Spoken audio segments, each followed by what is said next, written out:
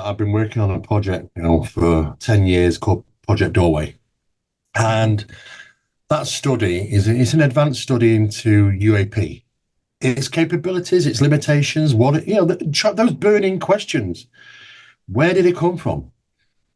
How did he do what they do? What did he want? All those things. And those burning questions got us into this study. And we've had to travel the world because of what we're realizing is that phenomena like this tends to take a step outwards when it gets too much attention. Now we have specialized pieces of equipment that allows us. Now, people start getting into that. Back in the day, we started infrared cameras, FLIR cameras, those sort of thing. And yes, they do capture sometimes. However, they can even go beyond that now. And we have to start getting into what was referred to as a full spectrum.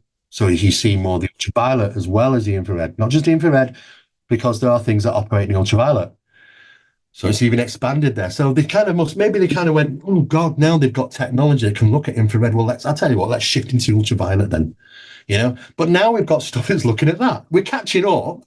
And now they're even going to the highest parameters of ultraviolet and infrared, which is just outside the scope of your average camera, which you can buy, which covers, full spectrum.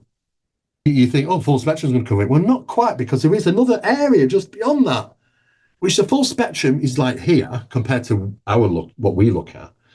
But there is even further. So what they do is they further themselves out even more now because they want to get out of view. They realize what a technology we've got. So now they specialize as pieces of cameras now, which are, well, you could say they utilize for more astrophotography, but the highest amount of ultraviolet and infrared is also being brought in.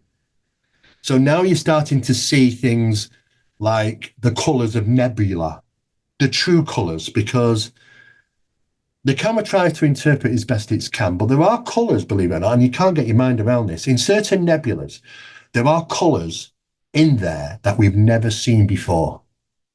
Now, how do you imagine? Try and get your head around that.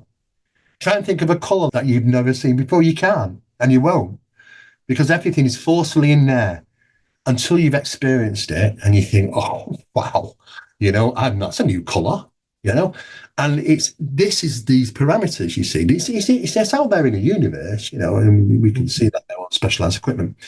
So it's very clever of chasing the phenomena capabilities of trying to be outside our visual scope. So there's certain types of cameras now, and they are typically made generally for astrophotography, which are being used to be able to look at a much wider scope and capture anomalies in them. And they are doing this. They are capturing them. Now, it's interesting is that there are special pieces of equipment now that has a laser target on it. So if you point it at, say you've got an aircraft coming over in the distance, okay, it's a normal aircraft, but you point this laser, and it's not a laser as you would see a light. No pilot's going to see this, so it's safe to do so, but it's measuring target distance. So when you point it and you actually hit it, the information comes back and the equipment reads it and goes, hey, the plane is 3,000 meters away. And you go, oh, yeah, right, okay, so we know the plane's 3,000 meters away. When it comes to UAP, these are clever, because initially it was working. It was saying, oh, right, the UAP is we can get a triangulation of three of these things on a beach, say an example, and we can tell you that this craft is between 2 and 4 meters. Most of them, the strange lights in the sky, the amber, the orangey ones, those are mostly 2 to 4 meters. They're not that big. They're mostly 2 to 4 meters in diameter, but they are intelligent. I'll get into that in a minute, because that is another source of UAP. But something very clever. When we started targeting them, they start to, of course, we're getting the real statistics back, but then something changes. And then every time you're hitting the target and it's coming back, it's telling us, it tells people it's 40 feet away, it's 45. It's not 40 feet away, it's right out there. Well, this is saying it's 40. So what's happening is they're seemingly putting something out when this targeting's hitting them, and it changes the barrier length. So it looks like, to us, it's misleading because it's saying, oh, they're 45 feet away when they're not, when they're thousands of feet away. Doing something, there's something between the phenomena in between that's being generated by the phenomena, and it catches it short and it gives us a wrong readings that it's a lot closer than it should be. It's something that they're interfering with the equipment purposely. So they're learning, they're evolved, they're clever, and they know how to keep just out of sight and now their technology is a lot better now, as you can well imagine. So the countering is counterintelligent maneuver, and that's clever, that's intelligence, that's evolving, So there's this constant battle going on, But when it comes to, like I was just mentioning about the light phenomena, we do have a variation of UAP. Now, some of those UAP are structured crafts, and some of those structured crafts are ours, absolutely ours. We know by the way they're maneuvering, because when you see them hugging mountains and going like this and turning sharp, so that's an aerodynamic maneuver for something that is in our atmosphere and has the restrictions of Earth's atmosphere around it, so it has to act in a certain way aeronautically. We know those are ours because the phenomena doesn't need to. The phenomena can have a saucer craft on its edge and still fly like this. No problem, because it's not bound by the physics that we are bound to. So when we see crafts like that, and it looks like a UFO, and you think, well, no, that's our tech. It's our tech. We have got some amazing tech out there, and we'd even have to argue the point, or even to the point where, unmanned aerial drones, so it's a little bit like the Tic Tac and stuff like that. I mean, because I got an official document, and it's from Israeli, and it's going back, say, 2015, and the Israeli government are not shy from the word UFO. In fact, they've had a lot of incursions, and they've scrambled jets, and they say UFO many times. Now, occasionally, they'll say UAP. But in this particular document in 2015, their military bases were being swarmed by objects. Even though that they sent, and it stated this in the document, even though that they sent pilots out there, scrambled jets, it was a total waste of time because these things are just gone. But what was interesting is a remark that was made, and it was a remark saying, and they didn't say UFO, they said CIA pill-shaped drones. Think about that. CIA pill-shaped drones. Well, I mean, that sounds like a tic-tac UFO. It's a shape, but like a pill, isn't it? And you have to say, do we have this technology, unmanned aerial vehicles, which are not having to regulate themselves with speed and maneuvers because it's unmanned?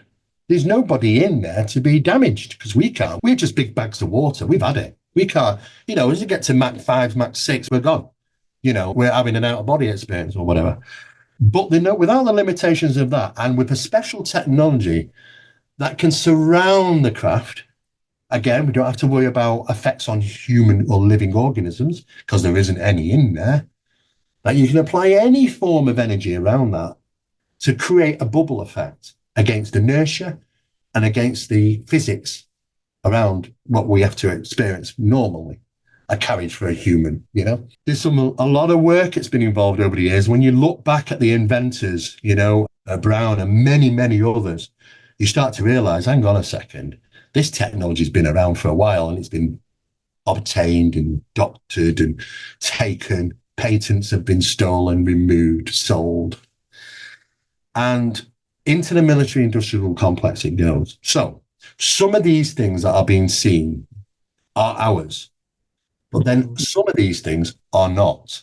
And they've been around for a long, long time. Now, if we go back in time, it's quite interesting because when we look at our vehicles, even aircraft or cars, whatever, over a period of, say, 10 years, we can look and go, oh, wow, that's a big difference. We can now see the big difference between a car that was 10 years ago and going back 30 years ago, 40 years ago, 50, 100. You remember the old T1 that came out from Ford? How big a difference is it from now? You see, the good thing is with us, our technology is traceable to time because we can say, oh, That's a 1930s car. That's a 1950s car. Oh, that's a Model T. That's when it was first come out in the 1900s. We can trace it through visual, knowing what our capabilities are at that time. The UFO phenomenon, the true UFO phenomenon, is timeless. There is no base model for a true UFO. And in other words, a craft it's not owned by us, something else. There's no base model for it. I mean, you can go back thousands and thousands of years and see references to flying saucers. And yet this tried to lay it on us saying, oh, the birth of the flying saucer was the flying saucer era of the 1950s. Utter rubbish. This has been going on a long time. So it's like, well, they don't think like us. They obviously don't think, well, let's tell you what, I want an upgraded model next year. You know, I want a better version. We've still got the same phenomena being seen now as we did many, many years ago. Then they had these people that come to me and said, well, you're not right there, Steve, because you've got the triangle UFOs. Oh, right. Okay. Well, the first triangle UFO was witnessed in 1304. If you do the research, there's paintings of this, in the sky. I've got the paintings. Just because you don't find that information doesn't mean it doesn't exist. But then some of it might be ours now. Because, triangular objects are aerodynamic, aren't they? I mean, maybe they're built to fly through a brick will fly in space, you know what I mean? But so you have to question, well, whose tech is this then? Or the big thing in now is the middle ground. Well, it's not just our tech, but it's their tech as well. It's a joint tech. It's back engineered or whatever. So it's both. And that's when you think, forget it. I can't hold my hand up and say it's theirs or ours anymore. It's like, forget it. And now that's the time we live in. The time we live in now is that I have no idea. If we see something in the sky, we can call it an unidentified flying object because it's unidentified. It's flying into an object.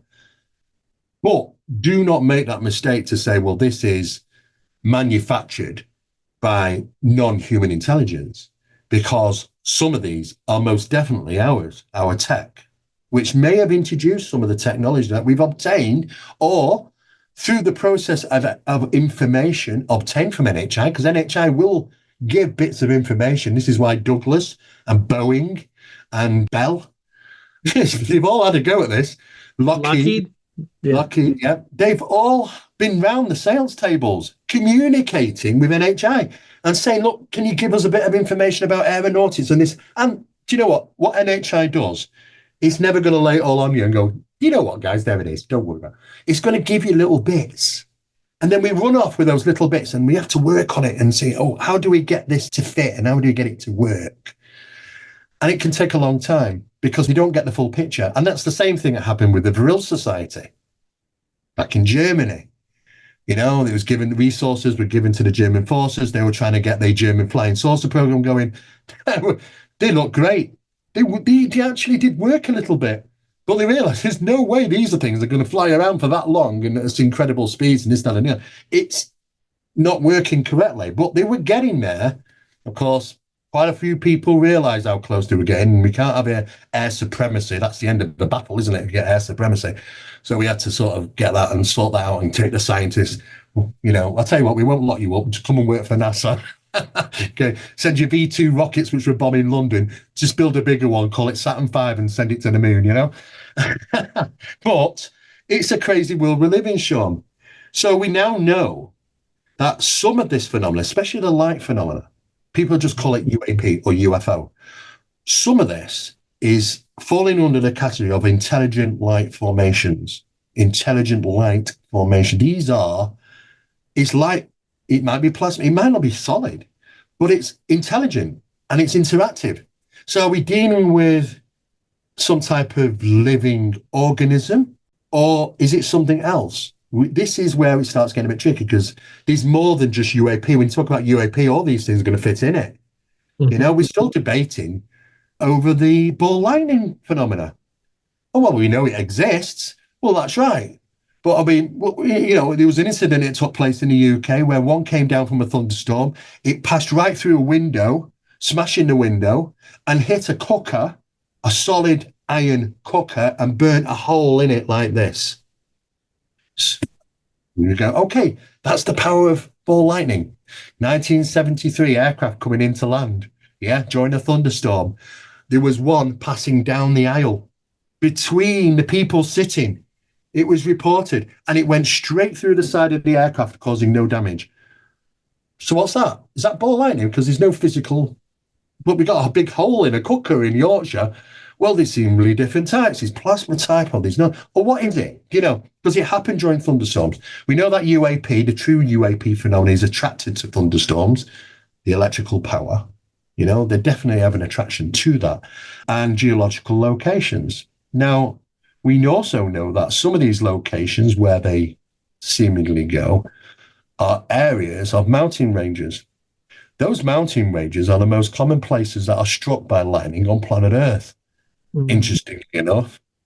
And we have been to a number of these, and they're very interesting because there's seemingly a connection with the phenomenon in these locations.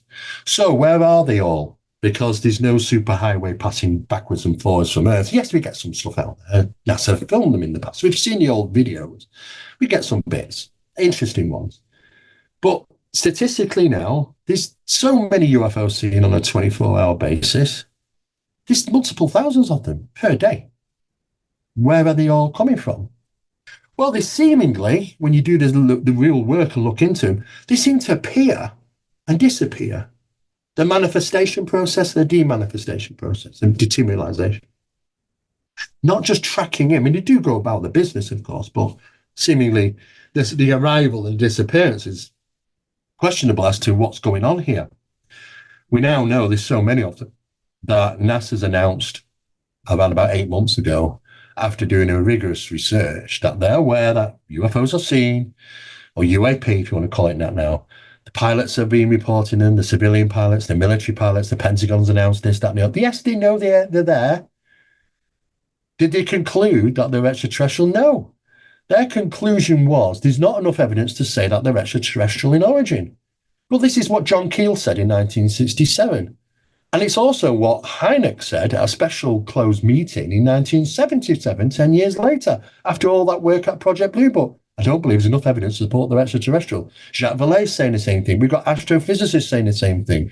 We've got hundreds of people in specialized areas now saying the same thing. And what happened once those all opened their mouths, the narrative names started to change from extraterrestrial and ETH to NHI and non-human intelligence. So you can see now we are living in an exciting time because we are seeing that transition take place. It's exciting. But we're taking us into a place where, okay, is there some support there to say, all right, well, not really extraterrestrial as we would expect them. In other words, it's not like Star Trek. You know, they're not all bipedal, got 2 arms, 2 legs, 2 eyes, and a nose and a mouth. And they don't all have similar crafts, and they don't have all the same capabilities. Well, and they're not all traveling from all these thousands of different planets, because if you look statistically, there's over 4,000 different varied entities that have been seen and reported now. 4,000. Does that mean they're coming from 4,000 different planets? You know, it sounds very Star Trek-y, doesn't it? You know, because if you want to see a real alien looking thing, just go to the bottom of the North Sea. I mean, you look at stuff, then you go, wow, that looks alien. And all these have all got the same bodies. You know, should they all have? Because you only got to go to the bottom of the North Sea, and that's not that far to see the difference in life forms there because of its environment it lives. Well, on other planets, the environments must change so much, which that's what we're seeing in our own solar system, that the variation of life, we might not even understand what it might look like, and yet they all kind of look the same thing and interact the same way. It's very, very unusual. Apart from that, though, is that Hynek in 1977 listed there's over 12 million variations of the UFO phenomena. And that proved there's no base model. There is no base model. It could be anything. It could be a tube. It could be a triangle. And now we're getting, what's the new thing on the block? Cubes. And they're not just cubes, but they spin. And when they spin at night, they light up and they immerse a set of frequencies which are very confusing to look at. I mean, some of these objects are giving out 7,000 to 70,000 watts of power. Mm-hmm. Now, if you go to a football stadium or if you go to a baseball stadium, you know how bright those lights are. What are they? 4,000, 5,000 watts. Some of these are hundreds of thousands of watts. You get no light hitting the ground. Why? Why is the light not casting onto the ground? And yet the instruments are reading such amounts of huge amounts of wattage power that it should be, the whole area for a mile should be immersed in this light. 10 times the amount on a stadium lighting. You'd expect that to be onto the ground and all surrounding area, but it doesn't immerse itself like that. It doesn't transition through our atmosphere the same like that. There's some containment to it, and yet it's creating it and containing it. So what do you do to contain and stop the deliverance of these types of magnetic energies, which creates light on these crafts? Well, it's something quite clever. It's called bismuth. And you may have read or heard about the word bismuth in analysis of UFO metamaterials. I've got some bismuth, actually. Piece of it. It's very unusual looking. Bismuth shields. If you have a craft emitting so much light and energy, it's going to come back and affect your craft. If you apply this between it, that stops that process dead in its tracks. It shields yourself from its emittance. Very, very clever pieces of material is being used here for specific means, and we know why the specifics are being used. Now, this is where the red herrings come in, because I've talked to a number of people in high places, and this information was put out to the general public about the analysis of UAP or UFO metamaterial, and they purposely threw in there red herrings. And those red herrings were the 4% isotopic differential. Initially, when it came out, they were saying, oh, there's 4% isotopic differential. So it's made of materials that we don't find terrestrial based. In other words, it's not from here. And I get that because, some things, like if we dig up bismuth, say, on another planet, we'd recognize it's bismuth, but the isotopic number of it would be different than Earth's, because it gives a telltale of where it come from. However, that's a red herring.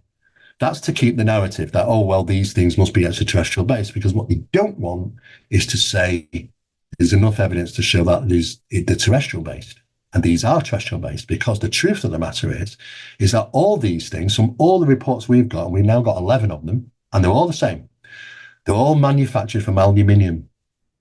But interestingly enough, it's the purity of the aluminium is very, very high, 98% or more.